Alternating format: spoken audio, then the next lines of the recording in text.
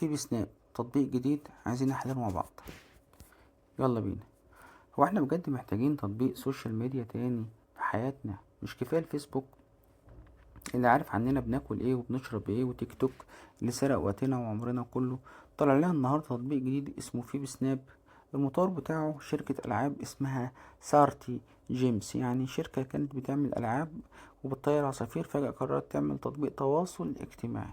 يا ترى ايه الغرض؟ هل هو فعلا مساحة للهدوء زي ما بيقولوا، ولا دي طريقة جديدة يجمعوا بيها أفكارنا ومشاعرنا اللي بنكتبها بشكل مجهول عشان يبيعوها؟ وليه التطبيق مجاني تماما كده؟ مفيش حاجة ببلاش في الزمن ده يا صاحبي. لو ما كنتش بتدفع تمن السلعة يبقى انت اكيد السلعة. انا نزلت التطبيق ده وجربته وانا بشت وراه، والنهاردة هقولك الزبدة. هل في بسناب هو الملاذ النفسي اللي محتاجينه، ولا ده فخ جديد؟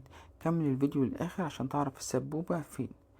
بص، عشان نكون حقانيين، بما اننا عايشين في سوق كبير اسمه الانترنت، التطبيقات دي بقت جزء اساسي من حياتنا، ومين فينا مش محتاج مكان يفضفض فيه من غير ما قرايبه ومعارفه يحكموا عليه؟ فكرة في بسناب اللي بيسوقوا بيها نفسهم ذكية، بيقولك مساحة هادية لمشاركة لحظاتك. التطبيق ده مش قايم على اللايك والهوس بتاع الشهرة والأرقام، وده بصراحة شيء نحترمه في زمن شوفني أنا بعمل ايه.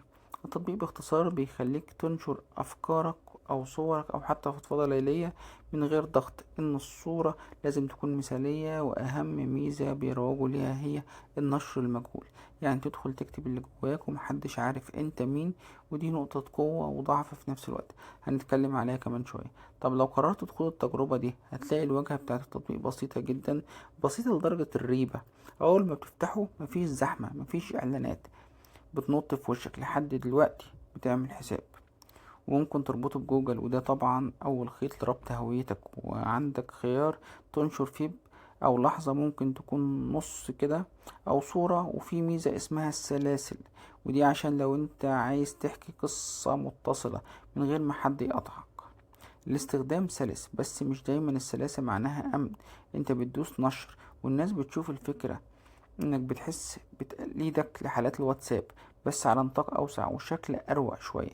تعال بقى نشوف الناس اللي جربت قبلك وقالت ايه على البلاي ستور. عايز انصحك اول حاجة قبل ما اقولك الناس قالت ايه، عايز تخش على التطبيق ده، خش بايميل جيميل جديد اول مرة تعمله، عشان ميبقاش فيه اي هيستوري عندك للجيميل قبل كده. وانا هنا مش بجيب كلام من الهوا، دي خلاصة التعليقات، وفي فريق متفائل والاغلبية اللي زهقوا من دوشة الفيسبوك شايفين ان تطبيق روقان وفعلا مساحة بتفصلهم عن العالم، وبيمدحوا في فكرة ان مفيش ارقام ومقارنات وتنافس فيه. والفريق الواقعي اللي انا منهم بيشتكوا من حاجات تقنية. التطبيق لسه جديد ففيه تهنيك ساعات، والناس بتلاقي التطبيق فاضي مفيش حد اكلمه. ما هو تطبيق هدوء بقى. واخيرا العيب القاتل فكرة المجهول. في ناس بدأت تلاحظ ان الحرية الزيادة دي ممكن تقلب بأذى، اي حد يكتب اي حاجة من غير رقابة كافية، وده خطر. السؤال اللي بياكل دماغنا دلوقتي، الراجل ده بيكسب منين؟ تطبيق وبرمجة وسيرفرات وتخزين صور ومجاني. بص يا سيدي، الطرق الخفية كالتالي. اول حاجة تجميع البيانات، حتى لو قالك مش بنشاركها مع اطراف خارجية. دلوقتي هو بيعمل ملف نفسي عنك، انت بتكتب ايه وانت زعلان من ايه وايه اللي بيفرحك وايه اللي بيزعلك. البيانات دي كنز لشركات الاعلانات. وبعدين ثانيا بناء قاعدة التطبيقات دي، وبتبدأ مجانية وعشان تلم ناس كتير، وبعد كده ما تتعود على التطبيق وتاخد عليه، فجأة تلاقي ميزات اتقفلت خالص وبقت بفلوس، أو إعلانات بدأت تظهر بين البوستات. ثالثا التدريب للذكاء الاصطناعي. نصوصك ومشاكلك النفسية دي وجبة دسمة لتدريب موديلات ال AI. لو انت فعلا عايز تفضفض ومقلق من في بسناب، عندك بدائل زي سلو، بتبعت رسائل كأنها جوابات لناس حول العالم وبتاخد وقت توصل. فكرة أروق وأكثر إنسانية. أو ارجع للكلاسيكيات، نوتة وقلم، ودي الوحيدة اللي مش هتبيع بياناتك لحد. إجابة السؤال اللي بدأت بيه، هل هو فخ؟ هو حاليا مصيدة ناعمة، مكان حلو بس رجلك ممكن تغرس فيه.